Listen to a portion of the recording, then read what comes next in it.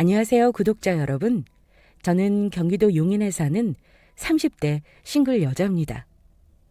저는 2년 전 결혼한 지 채 2년도 안 되어 시어머니와 시누에 거저 먹으려는 심보를 견디지 못하고 이혼했습니다. 제가 결혼을 늦게 한 편은 아니에요.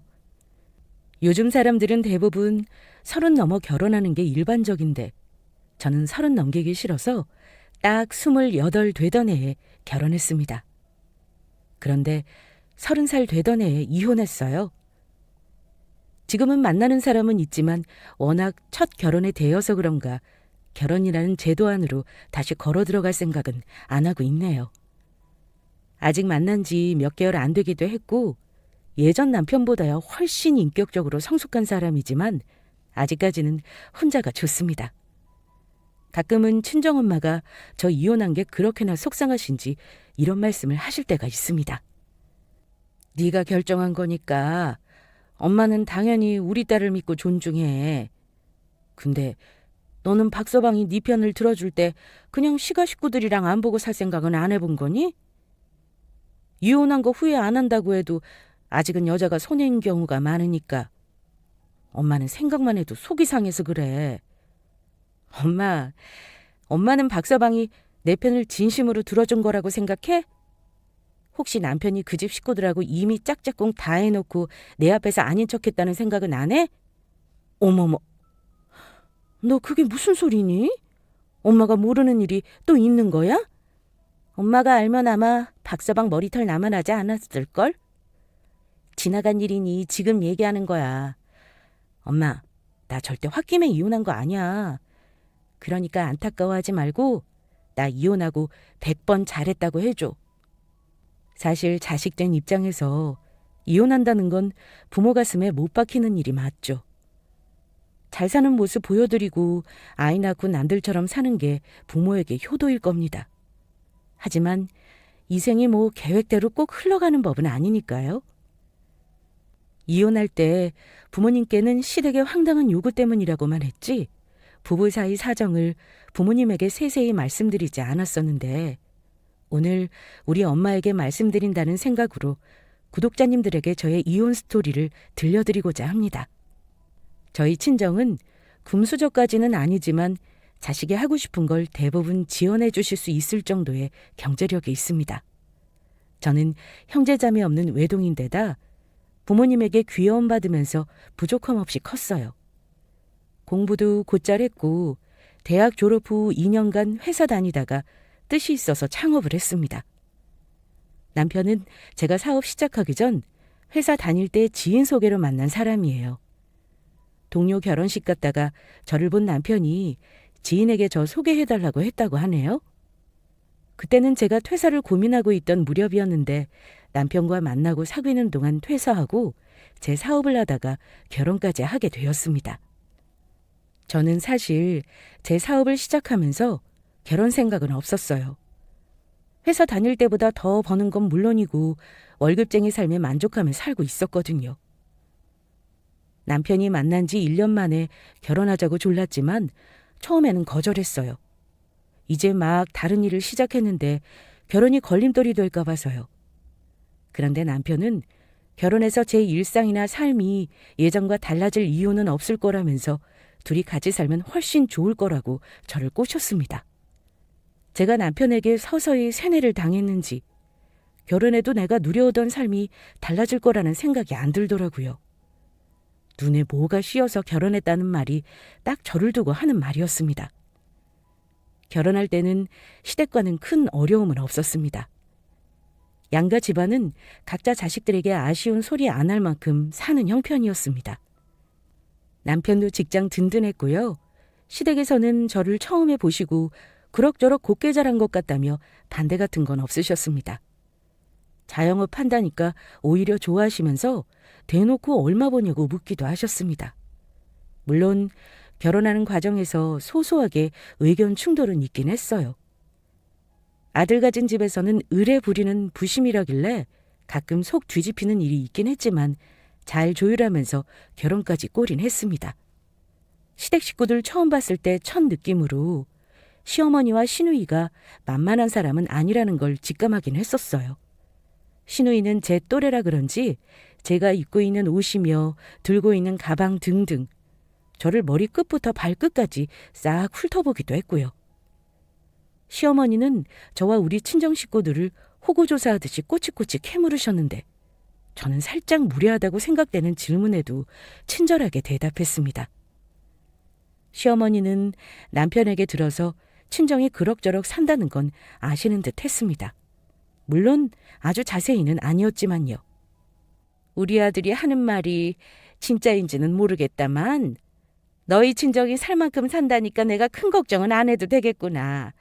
내가 우리 아들 장가갈 때 집만큼은 해주고 싶었는데 그걸 못 해줘서 마음이 쓰이는구나.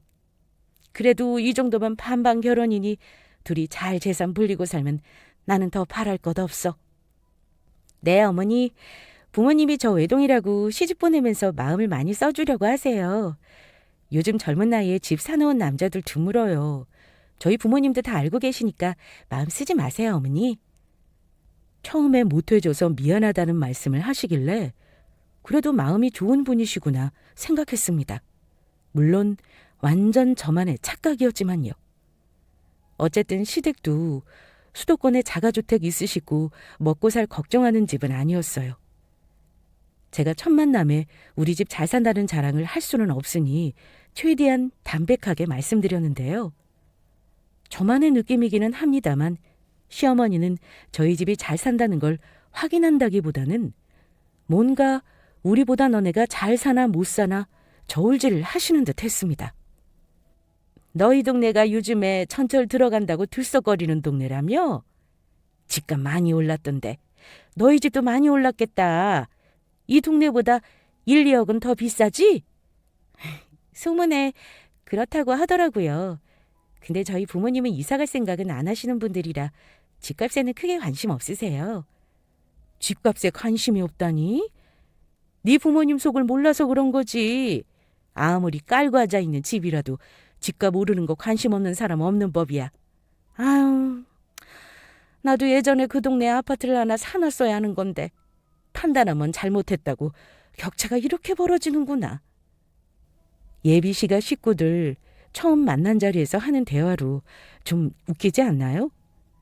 어머니 말씀에 뭐라 할 말이 없더라고요. 아무튼 제가 말씀드리는 건 시어머니가 욕심도 좀 많으시고 입속도 밝으신 분이었다는 겁니다. 만약 저희 집 가정 형편이 좋지 않은 집이었다면 과연 결혼을 허락했을까 싶을 정도예요. 그리고 상견례 때도 시아버지가 말수가 없이 가만히 있으셨던 반면 시어머니는 집안을 은근히 과시했고 우리 친정보다 대단한 집안이니 며느리가 시집 오면 시댁에 잘해야 할 거라는 뉘앙스의 말을 많이 하셨습니다.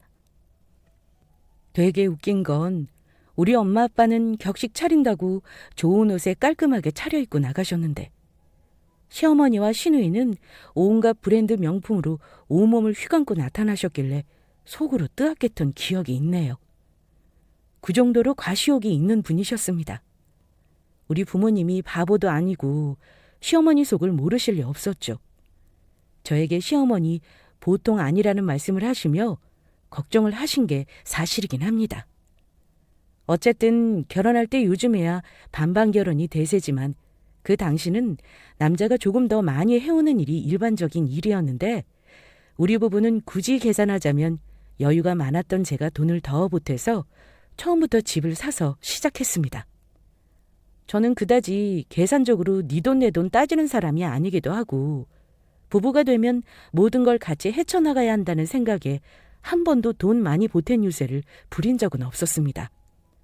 그런데 결혼하고 나서는 많은 게 이전과 다르더라고요.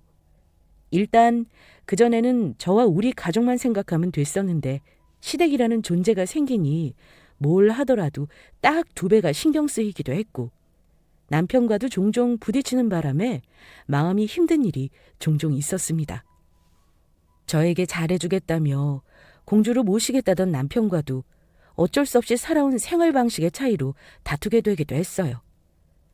하지만 남편과의 생활 방식은 살면서 맞춰가면 되는 부분이니 이혼을 고려할 정도의 문제는 아니라고 생각합니다. 정작 가장 어려운 건 새로운 가족과 융화되는 일이었습니다. 그중에서도 시어머니와 시누이. 남편이 아니었으면 남남으로 살았을 사람들과 가족으로 지내는 일이 저는 가장 힘들었습니다. 어리고 서툴렀던 저는 시댁에는 무조건 잘해야 하는 줄 알았어요. 그래서 처음에는 저도 시누이와 시어머니와 잘 지내고 싶어서 나름 잘한다고 했습니다. 때 되면 선물이나 용돈 챙겨드리는 건 기본이었고, 간혹 시어머니 시누에게 호텔 숙박권 드리면서 호캉스도 보내드렸어요. 신우 결혼하기 전에 엄마와 좋은 추억 많이 만들라는 좋은 마음으로요. 그런데 호의가 계속되면 권리인 줄 안다는 말이 딱 맞는 게요. 대놓고 저에게 바라는 게 참 많으시더라고요. 돈도 많이 버는데 이거 하나 못 해주냐, 이런 식이셨습니다. 돈을 많이 번다고 해서 그 돈 쉽게 버는 거 아니잖아요. 세상에 쉽게 버는 돈이 어디 있겠습니까? 그런데 시어머니와 시누이는 제가 버는 돈은 우습게 하시더라고요. 결혼해서 명절이며 시부모님 생신 때 며느리가 힘든 거야 비교적 흔한 얘기니 굳이 얘기하지는 않겠습니다. 제가 가장 힘들었던 건 시누이와 시어머니가 저에게 가족이 되었다는 구실로 종종 무리한 요구를 많이 했다는 겁니다. 아무리 둘러봐도 저 같은 요구를 받은 사람은 주변에 없더라고요. 시누이 생일 기념으로 시댁 식구들 여행을 보내달라고 하는데 솔직히 이건 뭔가 하는 생각이 들었습니다. 그때가 결혼한 지 몇 달 되지도 않았을 때였어요. 시어머니랑 신우가 남편 빼고 여자들끼리 밥이나 먹자고 하길래 갔더니만 시누이가 저에게 망설이지도 않고 당당하게 이러더군요. 새언니, 결혼한 첫 해에는 시가 식구들 생일을 며느리가 잘 챙겨야 하는 거래요. 근데 마침 딱 내 생일이 바로 다음 달이잖아요? 저는 다른 건 됐고 엄마랑 제주도나 다녀오고 싶어요. 언니 생각은 어때요? 저는 시누이가 하는 말이 저에게 여행 보내달라는 말이라는 걸 처음에는 못 알아들었어요. 어머, 아가씨, 좋은 생각이네요. 아가씨, 요즘 제주도가 그렇게 좋다면서요? 좋은 호텔에서 식사도 하시고 쉬다 오세요. 제가 일정을 대충 짰는데 숙소 후보 언니한테 문자로 보내놓을게요. 빈 날짜 있는 곳으로 예약해주세요, 언니. 아참, 여행 경비는 제 계좌로 붙여주시면 돼요. 네? 호텔이요?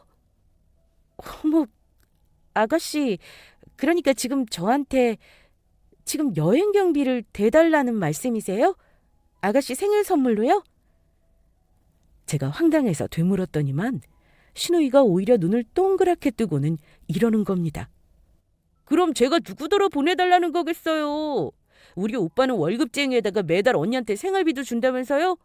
그럼 언니가 경제권 쥐고 있는 건데 당연히 언니한테 말해야죠.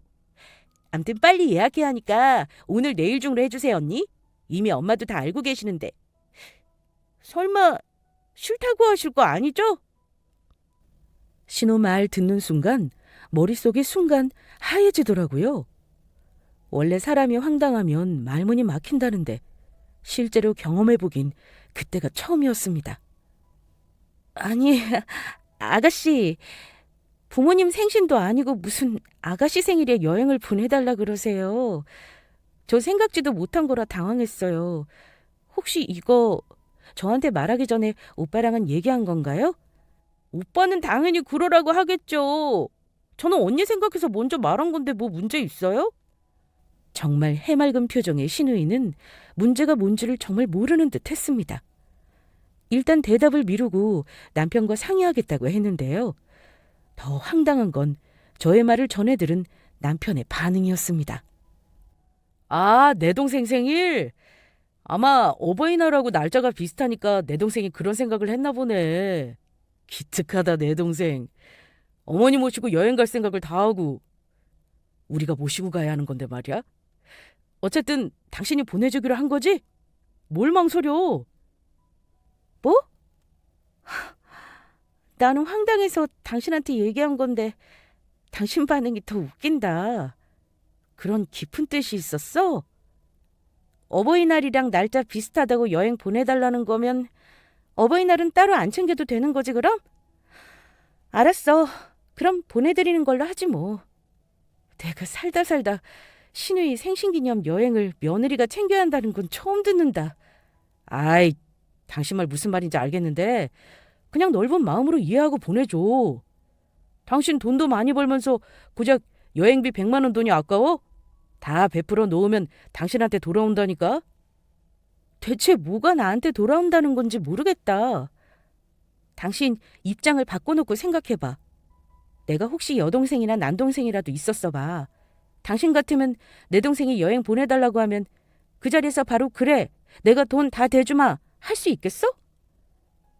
그랬더니 머쓱한 표정으로 아무 말 못하더라고요. 결국 남편 돈으로 신우와 시어머니 여행을 보내주기로 했지만 어쨌든 신우가 우리 부부 덕보며 호사를 누린 건 사실이잖아요. 저는 그런 점이 마음에 들지 않았습니다. 저를 우습게 아는 듯해서 기분도 나빴고요. 자꾸 저에게 이런 요구를 하는 강도가 세진 건 이유가 있었어요. 결혼할 때만 해도 시댁에서는 우리 친정이 시댁과 비교가 안 되는 수준의 재력이 있다는 걸 모르셨습니다. 한마디로 시어머니는 번데기 앞에서 주름 잡으시는 일이 종종 있었어요. 우리 부모님이 워낙 겉으로만 봐서는 검소하시니 사돈 앞에서 잘난 척도 많이 하셨고요. 그런데 제가 그 집 며느리 되고 나서 우리 친정이 생각보다 잘 산다는 걸 점차 아시고는 놀라실 때가 있었습니다. 그 중에 하나는 제가 운영하는 가게가 월세가 아니라 제 소유라는 걸 아시고 나서였습니다. 너 가게는 월세가 얼마나 하니? 이 근처 상가들 다 신축에다 입주도 좋아서 너 월세 내고 나면 남는 거나 있겠어? 차라리 집에서 우리 아들 내조나 하고 월급 나오는 직장을 다시 잡지 그러냐? 여자가 혼자 장사한다는 게 어디 쉬운 일도 아니고. 그러니까 사업해봤자 가진 사람 배만 불리는 일이다. 안 그래? 어머니, 그런 걱정은 마세요. 이 상가 제가 퇴직금 보태서 산 제 소유예요. 월세 나가는 걱정은 없어요. 관리비가 좀 비싸긴 하지만 예전 회사 다닐 때보다야 수입은 훨씬 낫죠. 뭐? 이 상가가 네 거였니? 그랬구나. 나는 몰랐다. 그럼 월세 안 내니 마음 편하고 좋겠네? 근데 월급보다 수입이 좋은 거면 한 얼마 정도나 수입이 남는 거냐? 너 보니까 우리 수민이 말이다. 저렇게 쥐꼬리 많은 월급 받고 2시간 거리 회사 다닐 게 아니라 이런 가게 하나 내주면 좋겠다는 생각이 드는구나. 제가 순수익을 말씀드렸더니만 어머니 눈이 휘둥그레지더라고요. 어머머, 그렇게나 돈이 많이 남아? 너 하는 거 보면 많이 힘든 것 같지도 않구먼. 우리 수민이도 조금만 배우면 가게 내서 할만하겠는데? 어머니도 참 세상에 쉽게 돈 버는 일이 어디 있어요. 쉬워 보이고 우아해 보여도 다 힘든 점이 있죠. 저도 시행착오 많았고요.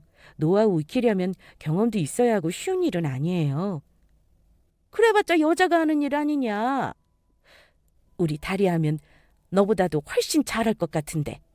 예, 말 나온 김에 말이다. 우리 수민이한테 네 노하우인지 뭔지 좀 전수해 줄 생각 없을까? 가족끼리 같이 사업하면 갑부된다더라. 혹시 알아? 우리 딸이 너보다 잘해서 번창시킬지. 글쎄요, 어머니. 정 장사를 시키고 싶으시면 어디 작게 가게 하나 내서 경험해보는 것도 좋긴 하죠. 그러니까 그건 네가 해주면 얼마나 좋아. 넌 어찌 생각하냐? 우리 수민이랑 같이 사업해보는 거 말이야. 저는 어머니 말에 대답하지 않고 그냥 웃기만 했습니다. 그건 어머니 희망사항일 뿐이지 제가 굳이 한다 안 한다 대답할 필요도 없는 거라 생각했어요. 저는 수입 소품샵이랑 리빙용품 편집샵을 하면서 옆 공간에는 자그마하게 카페도 병행하고 있어요. 온라인몰도 운영하고요. 어머니 눈에는 제가 우아하게 돈 계산이나 하는 줄 아시겠지만 수입해서 물건 팔고 하는 일이 결코 쉬운 일이 아닙니다. 공부가 많이 필요한 일이에요. 보이지 않는 이면에서 제가 개고생을 가며 한 해 한 해 발전시켰고 매출도 잘 나오게 만든 건데 어머니는 거저 장사하는 줄 아시더라고요.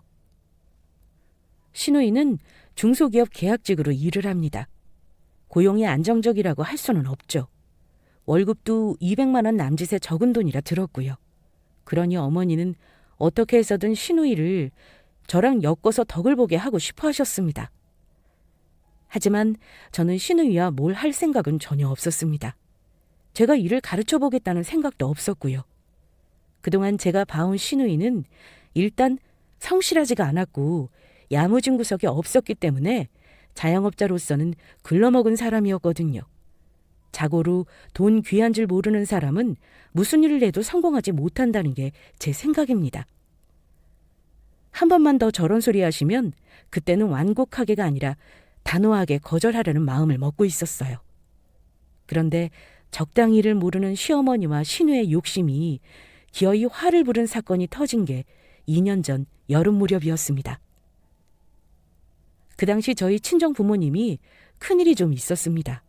우리 친정 부모님 사는 동네 집값이 많이 오른 거야 시어머니도 질투하시던 일이긴 했지만 친정아빠 오랜 수건 사업이셨던 5층짜리 상가 건물을 매입하셨거든요. 물론 대출 없이 온전히 자기 돈으로만 매입하신 건 아니에요. 처음 건물을 매입하고 나서 한동안은 친정 돈줄이 말라 형편이 조금 어렵기도 했지만 주변 입지가 좋아지면서 월세 수익이 좋아져 점점 사정이 좋아지기 시작했습니다. 정말 기가 막힌 타이밍이었던 건 아빠가 상가를 시세보다 싸게 매입하셨다는 거였습니다. 사실 그 즈음이 코로나가 한창이던 때였어요. 자영업자들이 하루가 멀다 하고 망하던 시기였고 기존 상가 건물주가 자기도 사정이 어려우니 건물 월세를 올렸다고 하더라고요. 그걸 견디지 못한 자영업자들이 나가버리고 많이 기존 건물주는 더 버틸 여력이 없었던 거고요. 그걸 기회 삼아 아빠가 상가를 매입하신 겁니다. 그런데 어찌 운때가 맞은 건지 아빠가 상가 등기를 마치자마자 소문만 무성하던 도시철도가 들어오는 게 확정되었습니다. 게다가 대형 브랜드 아파트 준공이 맞물리면서 아빠가 매입한 상가는 그 동네에서 가장 번화가가 되었습니다. 아빠는 과감하게 월세를 예전 건물주보다 비싸게 책정하지 않으셨어요. 오히려 어려운 사정을 생각해 주변 시세보다 더 싸게 내놓으셨죠. 그랬더니 공실은 금방 채워지더라고요. 처음에는 공실 때문에 걱정을 많이 하셨거든요. 나중에는 대출 내고도 수익이 남을 만큼 월세 수익이 나왔습니다. 친정 부모님이 상가건물 매입하셨다는 건 남편의 입을 통해 시댁으로 소식이 빠르게 전해졌더라고요. 득달같이 시어머니가 보자는 말을 하시더니만 저에게 건물이 얼마인지 아빠가 대출을 얼마를 끼셨는지 아주 꼬치꼬치 캐물으셨습니다. 말로는 축하드린다고 전화를 하면서도 은근히 배합한다는 건 느낄 수 있었던 건 뭐냐면요. 어머니가 하시는 말씀이 마냥 곱지만은 않았기 때문입니다. 네 부모님들은 좋겠다. 노후 걱정 없이 돈만 펑펑 쓰시겠구나. 아니지. 대출이 수억이니 마냥 좋지만도 않은 건가? 아무튼 건물주 딸이니 나중에는 네가 전부 감당할 몫이겠구나. 그때까지는 건물 대출은 다 정리되면 좋겠다. 예. 아무튼 건물주 되신 거 축하한다고 전해드려라. 네, 어머니. 어머니 말씀 그대로 전해드릴게요. 저 물려받기 전까지 대출도 좀 다 갚아주시라고 말씀드려야겠네요. 제가 이렇게 받아치자 어머니는 제 말에 뼈가 있다는 걸 아셨는지 대놓고 저에게 눈을 흘기시더군요. 그런데 그 후로 남편이 얼마 동안 시어머니와 시누이에게 돌아가며 전화를 받고 한동안 시달리는 듯 보였습니다. 이 인간이 이상한 건 제가 무슨 일인지 물으면 별일 아니라며 대답을 안 해요. 그런데 저도 사람 상대하는 일은 하는데 눈치가 없겠습니까? 분명 다들 나 모르게 작당모의를 하는구나 싶었죠. 그런데 얼마 가지 않아 저는 시어머니가 무슨 꿍꿍이인지를 눈치챘습니다. 아예 대놓고 시어머니는 자기 속내를 드러내기 시작하셨거든요. 꼭 꿍꿍이가 있을 때는 남편이랑 말고 나만 시댁에 오라고 하시는 분이라 저만 오라고 할 때부터 느낌이 이상하긴 했는데요. 아니나 다를까 그날 신우랑 시어머니 두 사람이 계속 눈짓을 주고받더군요. 답답했던 제가 참다 못해 먼저 물었습니다. 어머니, 저 오늘 식사만 하자고 부르신 거 아니죠? 혹시 저한테 뭐 할 얘기 있으세요? 얘는 눈치 하나는 빠르구나. 그래, 너한테 할 말 있어서 불렀어. 그러자 옆에 있던 신우이도 시어머니를 거들었습니다. 언니, 오빠가 그러는데 언니나 친정아빠 상가 건물 말이에요. 모퉁이 1층에 공실이 딱 하나 남았다면서요? 네, 그런데요? 갑자기 우리 아빠 상가는 왜 물어보시는 건지. 그러자 이번에는 어머니가 바통을 이어받더니만 이러시는 겁니다. 왜 물어보긴? 우리가 관심이 있으니 물어보는 거지. 너네 친정아버지 상가 1층 공실 난 게 아무래도 우리 자리 같다 싶어서 그래. 안 그래도 우리 수민이가 회사가 멀어서 출퇴근이 너무 힘드니 그만둘까 고민 중이었거든. 너 알다시피 수민이가 평소에 커피도 좋아하고 카페 하나 차리는 게 소원이었잖니. 근데 마침 네 친정아빠가 상가를 떡하니 매입하신 거 보고 기회다 싶더구나.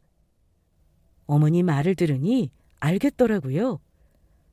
시어머니와 신우는 우리 아빠 건물에서 창업을 하고 싶다는 말이었습니다. 그러니까 어머니, 지금 우리 아빠 건물 1층에서 아가씨랑 카페를 차리고 싶다는 말씀이세요? 그걸 뭘 그리 돌려 말씀하세요. 그럼 대충 언제쯤 생각하고 계시는 거예요? 거기 모퉁이 1층이라 월세가 비싸서 아직 공실인데 예산은 어느 정도 마련하신 거고요? 저는 시어머니가 가게 내신다면 아빠에게 말해서 보증금이나 월세를 조금 싸게 내드리도록 부탁해볼 의향도 있었습니다. 그런데 제 말을 들은 시어머니는 황당하다는 듯한 표정을 지으며 이러시더군요. 뭐? 월세? 보증금이라니? 예, 내가 네 시어머니야. 네 친정아빠 건물에 카페 차리겠다는데 인테리어 해줄 것도 아니면서 무슨 월세니 보증금을 말해? 당연히 우리는 무상으로 빌려줘야지. 돈 내고 할 거면 내가 너를 왜 부르니? 부동산 가서 딴 데 알아보지. 그래요, 언니. 우리가 무슨 돈이 있어요? 제 귀여운 퇴직금으로는 인테리어 하는 것도 모자랄 지경인데 무슨 월세를 달래. 두 사람은 저에게 황당하다는 듯 말했지만 정작 제일 황당한 건 저 아닌가요? 그러니까 시어머니와 시누이는 저를 불러서 우리 아빠 상가 건물에 공짜로 가게를 차리겠다는 어처구니 없는 요구를 하고 있었던 겁니다. 네? 그게 무슨 말도 안 되는 소리예요. 저는 당연히 월세 내고 가게 차리신다는 줄 알았지 공짜 생각하시는 줄은 몰랐네요. 저희 아빠가 자선사업 하시는 분도 아닌데 그 좋은 자리를 공짜로 어떻게 내드려요? 죄송한데 저 그런 부탁은 아무리 아빠라도 못해요. 저는 당연히 시어머니와 시누의 부탁을 거절했습니다. 한번 떠보는 것도 아니고 진심으로 얘기하는 것 같아서 너무 기분이 나쁘더라고요. 하지만 제 거절로 물러날 시어머니와 시누이가 아니었죠. 예, 너 생각해본다는 말도 없이 그렇게 단칼에 거절을 하니? 너희 아빠한테 한번 말은 해봐야 할 거 아니야.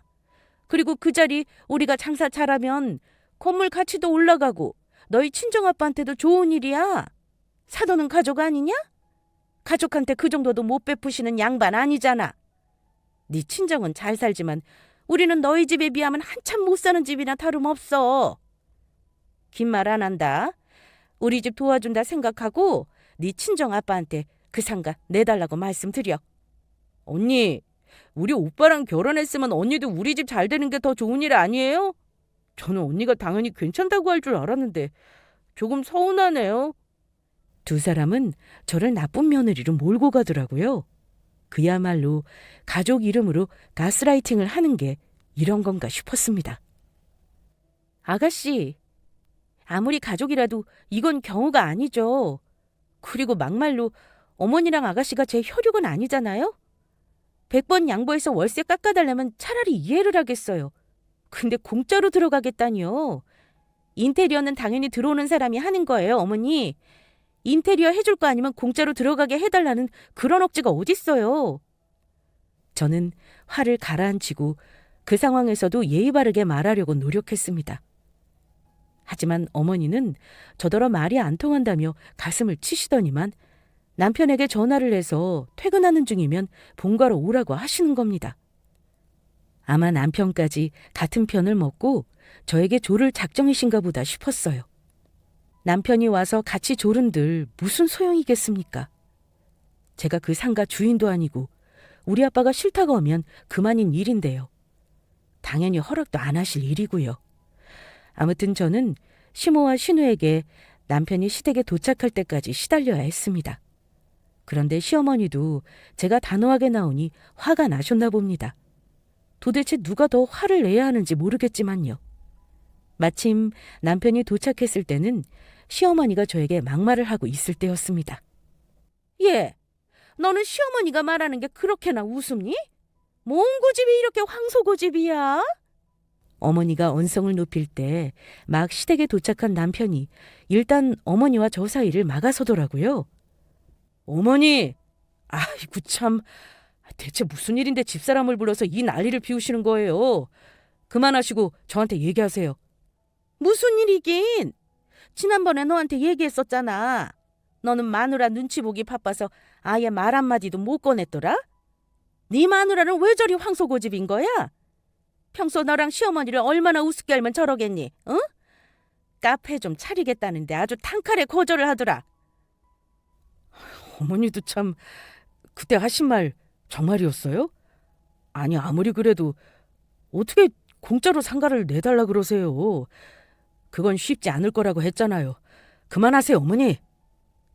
듣자 하니 남편에게는 이미 시어머니가 말을 꺼낸 듯 보였습니다. 아무튼 수민이 너도 이제 그만해. 공짜로 가게 얻을 생각하지 말고 차라리 돈을 가져와서 도와달라고 했어야지. 저는 그나마 남편이 내 편이라고 다행이라고 생각했습니다. 남편은 황급히 상황을 정리하고 저를 데리고 시댁에서 나왔어요. 시어머니는 나가는 제 뒤통수에다 대고 끝까지 소리를 지르셨습니다. 너 이번 주까지 생각해봐. 너 앞으로 우리 집 며느리로 지내려면 뭐가 현명한 일인지 잘 판단해야 할 거다.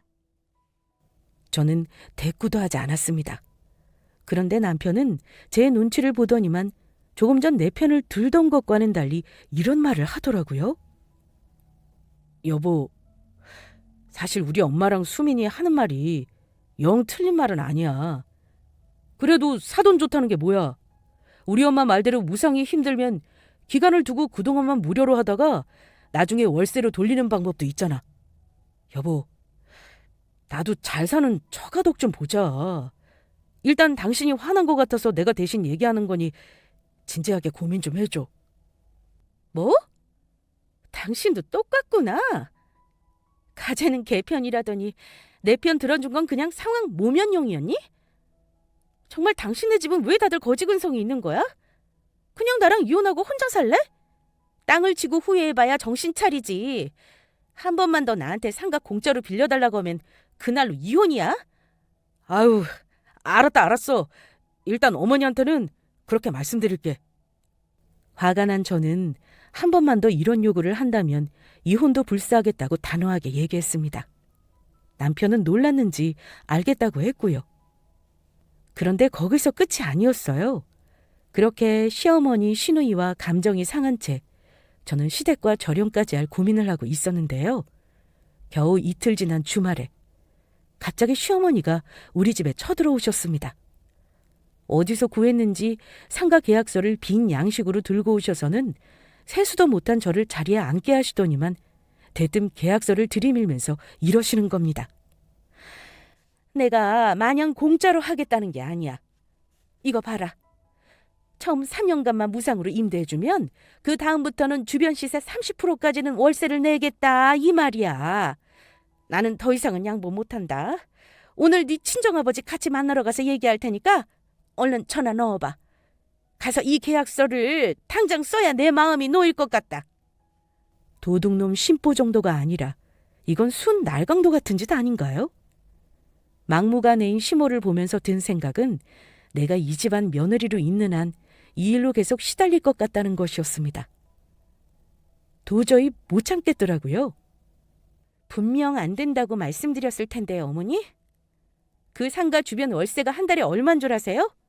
그 가게 절반 되는 평수가 200만 원이 넘어요. 어머니가 저한테 요구하시는 거 완전 도둑놈 심보라고요. 뭐야? 도둑놈? 너 지금 시어미더러 도둑놈이라고 했니? 너 친정 좀 잘 산다고 감히 시어미의 말을 안 들어?